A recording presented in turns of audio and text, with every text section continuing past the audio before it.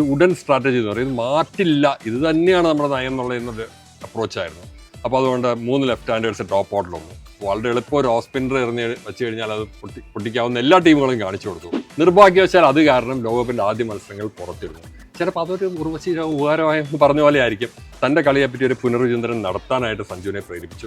അതുകൊണ്ടൊരു പുതിയ സഞ്ജുവാണ് വെസ്റ്റ് ഇൻഡീസിനെതിരെ കളിച്ചത്. എല്ലാ ഫോർമാറ്റിലേക്കും സഞ്ജുവിനെ പരിഗണിക്കണമെന്നുള്ളൊരു ആവശ്യം വരുന്നുണ്ട്. എത്രത്തോളം കേപ്പബിൾ ആണ് അദ്ദേഹം? എത്ര സുന്ദരമായിട്ടാണ് 2 ഫുട്ടിലും ഫ്രണ്ട് ഫുട്ടിലും ബാക്ക് ഫുട്ടിലും സഞ്ജു ഒരു ഫാസ്റ്റ് ബോളർ ഹാൻഡിൽ ചെയ്യുന്നുള്ള നമുക്ക് കണ്ടു കഴിഞ്ഞാൽ ശരിക്കും രോമാഞ്ചം വരുന്ന രീതിയിലുള്ള ഒരു പെർഫോമൻസ് ആയിരുന്നു. ഒരു ഓവർ സ്പെല്ലെല്ലാം ബുംറയ്ക്ക് കൊടുത്തിട്ടുണ്ട്. അതിന് മുമ്പ് വന്നിട്ട് 4 റൺ ഒരു വിക്കറ്റ് എടുത്ത് പോകുന്നു. ബുംറ ഒരു ഇന്ത്യയിൽ ബോൾ ചെയ്യുമ്പോൾ പ്രഷർ കാരണം മറ്റേ വിക്കറ്റ് എടുക്കുന്നത്. ഇപ്പോൾ ഹാർദിക് പാണ്ഡ്യ വിക്കറ്റ് എടുക്കുന്നത് അങ്ങനെ തന്നെയാണ്. ഇപ്രാവശ്യം സാം കറന്റ് വിക്കറ്റ് എടുത്ത് അതിന് മുമ്പിലത്തെ 6 റൺ മാത്രമേ ഉള്ളൂ. കാരണം അമ്മാവലെ ബൗണ്ടറി കുറച്ചും കൂടി വലുതാണ്, വാങ്കഡേനെക്കാട്ടിലും കുറച്ചും കൂടി വലുതാണ്. അപ്പോൾ ഒരു 200 to 220 ആയിരിക്കും ഒരു പാർ സ്കോർ ആയിട്ട് വരിക. ഇതിൽ പലപ്പോഴും കാണുന്ന ടോസ് കിട്ടിയ ഒരു രണ്ടാമത് ബാറ്റ് ചെയ്യാന്നുള്ളത്. കാരണം അതൊരു പാർ ടാർഗറ്റ് സെറ്റ് ചെയ്യാനായിട്ട് കോൺഫിഡൻസ് ഇല്ലാത്തവരാണ് ചെയ്യുന്നത്. എൻ്റെ ഒരു ടോസ് കിട്ടിയ ബാറ്റ് ചെയ്യുക തന്നെ വേണം. ടീം ഇന്ത്യ മറ്റൊരു ലോകകപ്പ് ഫൈനലിന് ഒരുങ്ങുകയാണ്. ഇപ്പോൾ നമ്മോടൊപ്പം ചേരുന്നത് അന്താരാഷ്ട്ര അമ്പയറും ക്രിക്കറ്റ് വിദഗ്ധനുമായ ശ്രീ KN രാഘവനാണ്. സ്വാഗതം സാർ. നമസ്കാരം. എന്താണ് ഈ ഒരു ഫൈനലിലേക്ക് ഇന്ത്യ എത്തുമ്പോൾ സാറിൻ്റെ ഒരു മൊത്തത്തിലുള്ളൊരു അവലോകനം എങ്ങനെയാണ്? ഇത് നമ്മളെ സംബന്ധിച്ചിടത്തോളം വളരെ വ്യത്യാസമുള്ള ടൂർണമെൻ്റ് ആയിരുന്നു. ഈ 2023 ലോകകപ്പ് നടന്നപ്പോൾ നമ്മളെല്ലാ മത്സരവും ജയിച്ച് ആ ഒരു ടീമിലാണ് എത്തിയത്. ഇപ്രാവശ്യം നമ്മൾ ടൂർണമെൻറ്റ് തുടങ്ങുമ്പോൾ ഫേവറേറ്റ്സ് ആയിരുന്നു, നമ്മൾ തന്നെ ജയിക്കുന്ന ഉറപ്പായിരുന്നു. പക്ഷേ ടൂർണമെൻറ്റ് തുടങ്ങിക്കഴിഞ്ഞപ്പോൾ നമ്മുടെ ഇതിൽ ചില കുഴപ്പങ്ങൾ കണ്ടു, ചില പോരായ്മകൾ കണ്ടു. പല മത്സരങ്ങളും അനായാസമായിട്ട് ജയിക്കേണ്ട പല മത്സരങ്ങളും ബുദ്ധിമുട്ടിയാണ് ജയിച്ചത്. അത് കഴിഞ്ഞ് സൗത്ത് ആഫ്രിക്കയായിട്ടൊരു വലിയൊരു പ്രഹരം കിട്ടി. ആ ഒരു പ്രഹരം കൊണ്ടൊരു ഗുണമുണ്ടായി. കാരണം അതുകൊണ്ട് ടീം മാനേജ്മെൻറ്റ് രണ്ടാമത് പുനർവിചിന്തനം നടത്തി. അപ്പോൾ ആദ്യം നമുക്കൊരു വല്ലാതെ ഒരു ഉഡൻ സ്ട്രാറ്റജി എന്ന് പറയും. ഇത് മാറ്റില്ല, ഇത് തന്നെയാണ് നമ്മുടെ നയം എന്നുള്ളൊരു അപ്രോച്ചായിരുന്നു. അപ്പോൾ അതുകൊണ്ട് 3 ലെഫ്റ്റ് ഹാൻഡേഴ്സ് ടോപ്പ് ഓർഡറിൽ വന്നു. വളരെ എളുപ്പം ഒരു ഓഫ് സ്പിന്നർ എറിഞ്ഞ് വെച്ച് കഴിഞ്ഞാൽ അത് പൊട്ടിക്കാവുന്ന എല്ലാ ടീമുകളും കാണിച്ചു കൊടുത്തു. ഏറ്റവും ഇതായിട്ട് നെതർലൻഡ്സ് വരെ ആ ഒരു സ്ട്രാറ്റജി എടുത്തത് അഭിഷേക് വർമ്മയ്ക്ക് റൺ കിട്ടാത്തൊരു സ്ഥിതി വന്നു. അപ്പോൾ അതിൽ നിന്ന് മാറ്റി സഞ്ജുവിനെ മടക്കി കൊണ്ടുവന്നു. ടീമിൻ്റെ ഘടനയിൽ ചെറിയ മാറ്റങ്ങൾ തിലക് വർമ്മയെ നമ്പർ 5 മാറ്റി. അപ്പോൾ ഇതിൻ്റെ ഫലം വെസ്റ്റ് ഇൻഡീസിനെതിരെ കണ്ടു. വെസ്റ്റ് ഇൻഡീസിനെതിരെ സഞ്ജു മാത്രമാണ് കളി ജയിപ്പിച്ചത്. പക്ഷേ ഇപ്പോൾ കഴിഞ്ഞ സെമി ഫൈനലിൽ എത്തിയപ്പോഴത്തെ ഒരു ടീം എഫേർട്ടായിട്ട് വന്നു. അപ്പോൾ നമ്മൾ ആദ്യം ഒന്ന് പതുക്കെ തുടങ്ങി, ഇടയ്ക്ക് പതറെങ്കിലും രണ്ടാമത് ഫുൾ ടീം എത്തിയിരിക്കുകയാണ്. ന്യൂസിലൻഡിനെ സംബന്ധിച്ചിടത്തോളം അവരുടെ ഒരു പ്രത്യേക തരത്തിലുള്ളൊരിതായിരുന്നു. ആരും അവർ ഫൈനലിലെത്തെന്ന് വിചാരിച്ചില്ല. തുടക്കം അവരുടെ മോശമായിരുന്നു. പക്ഷേ പെട്ടെന്ന് സൗത്ത് ആഫ്രിക്കയായിട്ടുള്ള സെമി ഫൈനലിൽ അവർ അസാധ്യ പെർഫോമൻസ് ആയിരുന്നു. അത് സൗത്ത് ആഫ്രിക്കയെ സംബന്ധിച്ചിടത്തോളം മോശം ദിനമായിരുന്നു. പക്ഷേ ന്യൂസിലൻഡിൻ്റെ പെർഫോമൻസ് ആ ദിവസത്തെ വളരെ ശക്തമായൊരു പെർഫോമൻസ് ആയിരുന്നു. അതുകൊണ്ട് നല്ലൊരു ഫൈനലായിരിക്കും. ഇന്ത്യ തന്നെ ജയിക്കുമെന്ന് പ്രതീക്ഷിക്കാം. Sanju player of the tournament ആവട്ടെ. ഈ ഫൈനലിനെ കുറിച്ച് പറയുമ്പോൾ ഏറ്റവും പ്രധാനം ഈ സമ്മർദ്ദത്തെ ആര് നന്നായിട്ട് ഹാൻഡിൽ ചെയ്യുന്നു അവരായിരിക്കും നിർണായക മത്സരങ്ങളിൽ വിജയിക്കുക എന്ന് പറയും. അപ്പോൾ ന്യൂസിലൻഡിനെ സംബന്ധിച്ച് ആ ഒരു അഡ്വാൻറ്റേജ് ഇന്ത്യയെക്കാളുണ്ടോ? ഇത് നമ്മൾ കഴിഞ്ഞ താരതമ്യം ചെയ്യേണ്ട കഴിഞ്ഞ ലോകകപ്പ് ഇന്ത്യയിൽ ഇതേ വെന്യൂവിൽ നടന്ന ലോകകപ്പ് നോക്കുകയാണെങ്കിൽ അന്നും ഇതുപോലെ തന്നെ ഇന്ത്യ ഫേവറേറ്റ്സ് ആയിട്ട് വന്നു. ഓസ്ട്രേലിയ ജയിക്കാൻ സാധ്യതയില്ല എന്ന് വിചാരിച്ചു. ക്രൗഡ് മുഴുവൻ ഏകദേശം 1 ലക്ഷം കാണികൾ ഇന്ത്യയെ സപ്പോർട്ട് ചെയ്തു. പക്ഷേ പ്രഷർ ഇന്ത്യയുടെ മുകളിലാണ് വന്നത്. അപ്പോൾ അതുകൊണ്ട് ഈ കളിക്കാർക്ക് ഇവരെല്ലാവരും ഈ പ്രഷർ സിറ്റുവേഷൻ ധാരാളം കളിച്ച് പരിശീലിച്ചവരാണ്. ഇപ്പോൾ ഫൈനലിലായാലും ശരി, ഏത് മനസ്സിലാവും ആ ഒരു പ്രഷർ അവർക്ക് അറിയാം.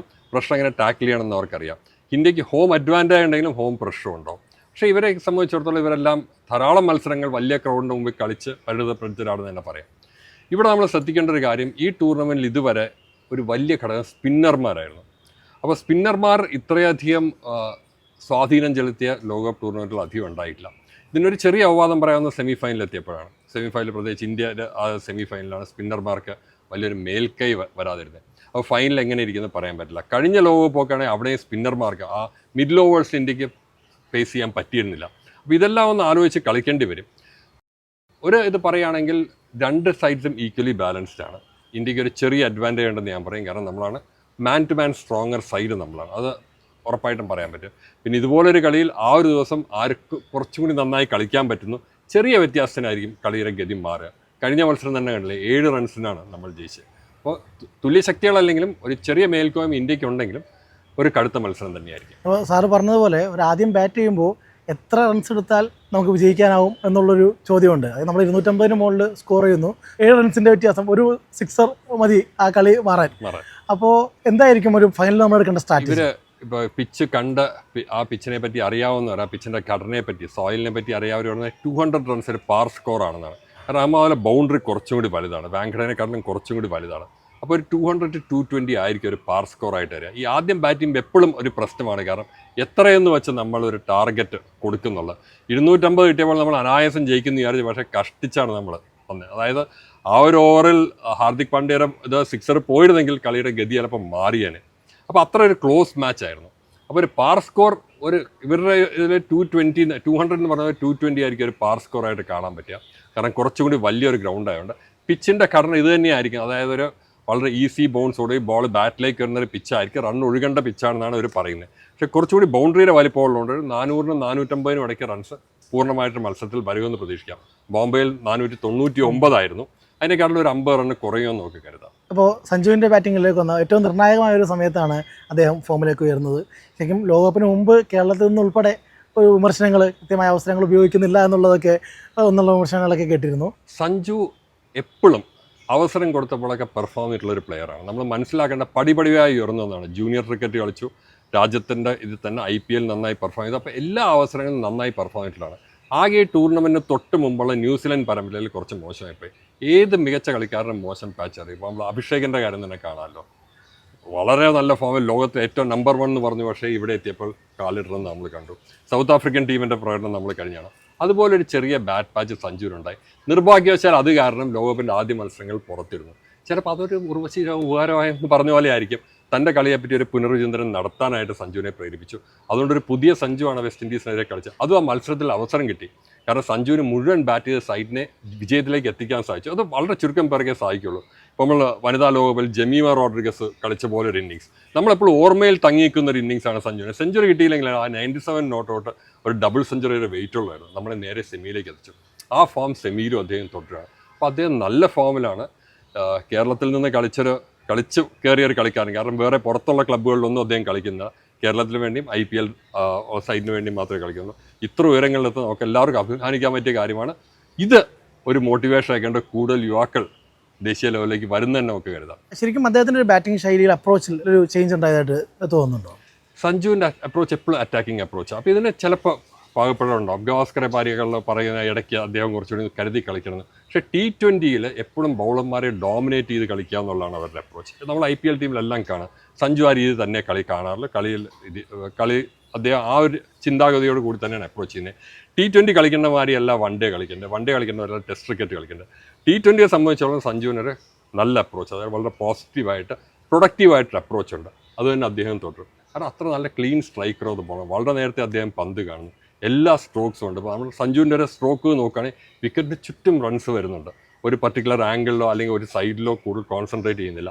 അതുമാത്രമല്ല ഓർത്തഡോക്സ് ഷോട്ട്സും അൺഓർത്തഡോക്സ് ഷോട്ട്സും എല്ലാം നന്നായി കളിക്കാൻ സാധിക്കുന്നുണ്ട്. പേസിനെതിരെ സ്പിന്നർ, ഓഫ് സ്പിൻ ഏറ്റവും നന്നായിട്ട് കളിക്കുന്ന ഇന്ത്യൻ ടീമിൽ സഞ്ജുവാണ്. അപ്പോൾ ഇതെല്ലാം വെച്ച് നോക്കുമ്പോൾ ഒരു ഓൾറൗണ്ട്, അതായത് നമ്മൾ 360 ഡിഗ്രി എന്ന് പറയാൻ പറ്റിയില്ലെങ്കിലും ഒരു ക്ലാസിക്കും മോഡേണും രണ്ടും കൂടി കമ്പൈൻ ചെയ്യുന്ന ഒരു മികച്ച ബാറ്റ്സ്മാനാണ് സഞ്ജു. അപ്പോൾ കഴിഞ്ഞ ദിവസം സഞ്ജുവിൻ്റെ അച്ഛൻ മാതൃഭൂമിയോട് കോമിനോട് സംസാരിച്ചിരുന്നു. അപ്പോൾ സഞ്ജുവിൻ്റെ 10 വർഷം കൃത്യമായി ഉപയോഗിക്കാതെ പോയി എന്നുള്ളൊരു പരിവേദന അദ്ദേഹത്തിൻ്റെ ഭാഗത്തു നിന്നുണ്ടായി. ഇതെല്ലാം കളിയുടെ ഭാഗമാണ്. കാരണം ഒരു 10 വർഷം ഉപയോഗിക്കാതെ പോയി ഞാൻ ഒരിക്കലും കാണില്ല. കാരണം സഞ്ജു ആ സമയത്ത് IPL കളിച്ച് മിടുക്കനായി തന്നെ കളിച്ചു വന്നു. ഇന്ത്യൻ ടീമിൽ കളിച്ചില്ല എന്ന് മാത്രമേ. നമ്മളെപ്പോഴും ഒരു ദേശീയ ടീമിൽ കളിച്ച് മാത്രമേ മിടുക്ക് കാണിക്കാൻ പറ്റുമെന്നില്ല. ഇപ്പോൾ ഈ പ്രാവശ്യം രഞ്ജി ട്രോഫി ജയിച്ച ജമ്മു കാശ്മീർ ടീമാണ്. അതിൽ നിന്ന് ആരും ദേശീയ ടീമിൽ ഇപ്പോൾ ഇല്ല. പക്ഷേ നാളൊരു കളിക്കാരൻ വന്നുകൂടായില്ല. അപ്പോൾ സഞ്ജുവിന് അവസരങ്ങൾ കിട്ടിയിട്ടുണ്ട്. കിട്ടിയ അവസരങ്ങളെല്ലാം അദ്ദേഹം ഉപയോഗിച്ചിട്ടുമുണ്ട്. ചിലപ്പോഴൊക്കെ കാലിടറിയുണ്ട്. അത് എത്ര മികച്ച കളിക്കാരനും സംഭവിക്കാവുന്നൊരു കാര്യമാണ്. വർഷങ്ങൾ നഷ്ടപ്പെട്ടു എന്ന് ഞാൻ കരുതുന്നില്ല. കാരണം ഓരോ അനുഭവത്തിൽ നിന്നും സഞ്ജു പഠിച്ച് കൂടുതൽ ശക്തനായും കരുതനായും തിരിച്ചു വരികയാണ് ചെയ്തിട്ടുള്ളത്. ഇപ്പോൾ എല്ലാ ഫോർമാറ്റിലേക്കും സഞ്ജുവിനെ പരിഗണിക്കണമെന്നുള്ളൊരു ആവശ്യം വരുന്നുണ്ട്. എത്രത്തോളം കേപ്പബിൾ ആണ് അദ്ദേഹം? അതിപ്പോൾ പറയാറായിട്ടില്ല. കാരണം എന്തായാലും T20ക്കും വൺ ഡേക്കും സഞ്ജു തീർച്ചയായിട്ടും പ്രാപ്തനാണ്. ഇനിയുള്ള വൺ ഡേയിൽ തീർച്ചയായിട്ടും അവസരങ്ങൾ കിട്ടും. വൺ ഡേ ടീമിലൂടെ അദ്ദേഹത്തെ സ്ഥാനം ഉറപ്പിക്കാൻ കരുതും തന്നെയാണ് ഞാൻ പ്രതീക്ഷിക്കുന്നത്. ടെസ്റ്റിലേക്കുള്ള പറയാറായിട്ടില്ല. കാരണം ടെസ്റ്റിലേക്ക് കളിക്കുമ്പോൾ വളരെ വ്യത്യാസമുള്ള ടെമ്പർമെൻറ്റും ഇതുമാണ് വേണ്ടത്. അപ്പോൾ 3 ഡേ മാച്ചും 5 ഡേ മാച്ചും കളിച്ച് അതിൻ്റെ ഒരു സ്കോറിങ് ഇത് വരണം. എന്തായാലും ഇതുകൊണ്ട് സഞ്ജുവിൻ്റെ ആത്മവിശ്വാസം തീർച്ചയായിട്ടും വളരും.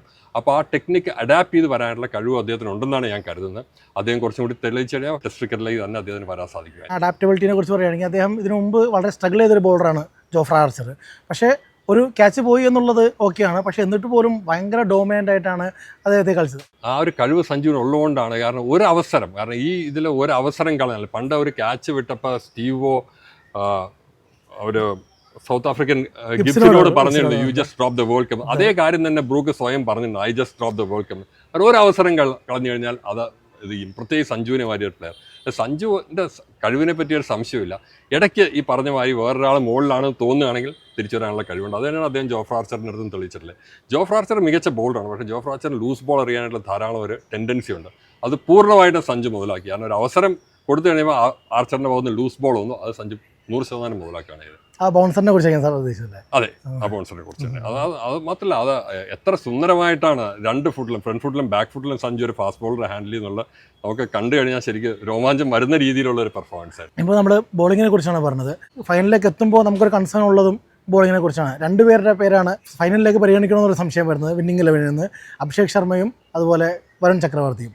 എന്തായിരിക്കണം നമ്മുടെ ഒരു ഫൈനൽ 11? ഒരു സക്സസ്ഫുൾ കോമ്പിനേഷൻ മാറ്റരുതെന്നുള്ളൊരു അഭിപ്രായക്കാരാണ് ഞാൻ. കാരണം വരുൺ ചക്രവർത്തി മികച്ച ബോളറാണ്. അദ്ദേഹത്തിൻ്റെ ബൗളിങ്ങിൻ്റെ മോശം അതുകൊണ്ടുള്ള ആ കളിയുടെ സ്ട്രാറ്റജി കൊണ്ട് ഒരു ചെറിയ ഗ്രൗണ്ടും കൂടിയായിരുന്നു. അതിൽ വെച്ചിട്ട് വരുൺ ചക്രവർത്തി അവർ നന്നായി ഒന്ന് ഹാൻഡിൽ ചെയ്തു, അതേ ഉള്ളൂ. പക്ഷേ 3 6 പോയി കഴിഞ്ഞാൽ തിരിച്ചു വന്നുകൊണ്ട് വിക്കറ്റ് എടുക്കാനുള്ള കഴിവ് അദ്ദേഹം കാണിച്ചു. അപ്പോൾ ഇന്ത്യയിലെ ഏറ്റവും സക്സസ്ഫുൾ ആയിട്ടൊരു ബോളറാണ് വരുൺ ചക്രവർത്തി. അപ്പോൾ അദ്ദേഹത്തിനെ മാറ്റുന്നത് ശരിയാണെന്ന് എനിക്ക് തോന്നുന്നില്ല. പിന്നെ ടീം മാനേജ്മെൻറ്റ് മാറ്റുകയാണെങ്കിൽ കുൽദീപ് യാദവിനെ കൊണ്ടുവരാണ്ട് അല്ലെങ്കിൽ വാഷിംഗ്ടൺ സുന്ദറിനെ കൊണ്ടുവന്നു കഴിഞ്ഞാലും നേരെ ഫൈനലിലേക്ക് അവരെ കൊണ്ടുവന്നിട്ട് ഇതിനെക്കാട്ടിലും മികച്ചൊരു പെർഫോമൻസ് കിട്ടുന്നൊരു ഉറപ്പില്ല. ഒരു വിന്നിംഗ് കോമ്പിനേഷൻ മാറ്റരുന്നുള്ളതാണ്. അതുമാതിരി തന്നെയാണ് അഭിഷേകിൻ്റെ കാര്യം. Abhishek is A brilliant player. ധാരാളം ഇതിലുള്ളതാണ്. ഒരു മത്സരം മതി. ഇപ്പോൾ ഇംഗ്ലണ്ടിൻ്റെ ജോ ബട്ട്ലർ ഫോമിലായിരുന്നില്ല, പക്ഷേ എല്ലാ മത്സരവും അവർ കളിപ്പിച്ചുകൊണ്ടിരുന്നു. കാരണം ആ കഴിവ് അത്രയുണ്ട്, അത്രയ്ക്ക് അധികം കപ്പാസിറ്റി ഉള്ളൊരു പ്ലെയറാണ്. അപ്പോൾ അദ്ദേഹത്തിനും വെറുതെ ഡ്രോപ്പ് ചെയ്യാൻ സാധിക്കില്ല. അപ്പോൾ എൻ്റെ ഒരു കയ്യിൽ 2 മത്സരങ്ങൾ ജയിച്ച ഫുൾ സ്കീം പോകുന്ന ടീമിനെ മാറ്റാതെ തന്നെ കൊണ്ടുപോകണം എന്നുള്ള ആ ഒരു കോൺസർവേറ്റീവ് മൈൻഡ് സെറ്റാണ് എനിക്കുള്ളത്. എന്തായാലും ഫൈനലിൽ ടോസ് ലഭിച്ചാൽ ഇന്ത്യയുടെ സ്ട്രാറ്റജി എന്തായിരിക്കണം? ഇതിൽ പലപ്പോഴും കാണുന്ന ടോസ് കിട്ടിയ ഒരു രണ്ടാമത് ബാറ്റ് ചെയ്യാന്നുള്ളത്. കാരണം അതൊരു പാർട്ട് ടാർഗറ്റ് സെറ്റ് ചെയ്യാനായിട്ട് കോൺഫിഡൻസ് ഇല്ലാത്തവരാണ് ചെയ്യുന്നത്. എൻ്റെ ഒരു ടോസ് കിട്ടിയ ബാറ്റ് ചെയ്യുക തന്നെ വേണം. കാരണം നമുക്ക് അത് സെറ്റ് ചെയ്യാനായിട്ടുള്ള കഴിവുണ്ട്. നമുക്ക് പാർ സ്കോർ സെറ്റ് ചെയ്യാനായിട്ടുള്ള കഴിവുള്ള ബാറ്റ്സ്മാൻമാരുണ്ട്. നമ്മൾ ബാറ്റ് ചെയ്യണം എന്ന് തന്നെയാണ് എൻ്റെ അഭിപ്രായം. കഴിഞ്ഞ 2 മത്സരങ്ങൾ നമ്മൾ ചേസ് ചെയ്താണ് വന്നിരിക്കുന്നത്, എന്നാൽ പോലും ബാറ്റ് ചെയ്യണമെന്നാണ് എൻ്റെ അഭിപ്രായം. പക്ഷേ അത് ടീമിൻ്റെ ഒരു കളക്റ്റീവ് ഡിസിഷൻ ആയിരിക്കും. പിന്നെ പിച്ച് റീഡ് ചെയ്യുന്നതനുസരിച്ചിരിക്കും. ഡ്യൂവിൻ്റെ പ്രസൻസ് ഉണ്ടോ, ഇതെല്ലാം വെച്ചിട്ടായിരിക്കും ചെയ്യുന്നത്. ഇപ്പോൾ ന്യൂസിലാൻഡ് ആണെങ്കിൽ ഒരു ബാറ്റിംഗ് പവർ ഹൗസായി മാറിയിരിക്കുകയാണ്. അപ്പോൾ ഒരു ടാർഗറ്റ് അവർക്ക് കൊടുക്കുന്നത് അത്രത്തോളം ബുദ്ധിപരമായിരിക്കും. അത് കഴിഞ്ഞ മത്സരത്തിൽ ഒരു ബാറ്റ്സ്മാൻ്റെ പെർഫോമൻസാണ്, ഒരു ഫിൻ അലൻ്റെ പെർഫോമൻസാണ് ഇത്ര ഇത് ചെയ്തത്. അപ്പോൾ അതുകൊണ്ട് അതിന് മുമ്പുള്ള മത്സരങ്ങൾ അവരെപ്പോഴും ടാർഗറ്റ് എത്തിയിട്ടില്ല എന്ന് നമ്മൾ ഓർക്കണം. അപ്പോൾ അത് ഗ്രൗണ്ട് ശരിക്കും ഗ്രൗണ്ട് പിച്ച് കണ്ടീഷൻസ് അനുസരിച്ച് തീരുമാനിക്കായിട്ട് പറ്റുള്ളൂ. ആദ്യം ബാറ്റ് ചെയ്ത് അവർക്ക് നല്ലൊരു ഇതെടുത്ത് 250 എത്താൻ നമുക്ക് പ്രഷറിലാവാം. അപ്പോൾ ഇത് എങ്ങനെ വേണമെങ്കിൽ മാറാവുന്നേ ഉള്ളൂ. കഴിഞ്ഞ ലോകകപ്പിൽ നമ്മൾ കണ്ടതെന്നാണ് ഓസ്ട്രേലിയ നമുക്ക് ഒരു വലിയൊരു സ്കോർ എത്താൻ പറ്റില്ല. ഓസ്ട്രേലിയ വളരെ അനായാസമായിട്ട് അത് ചേസ് ചെയ്തെടുത്തു.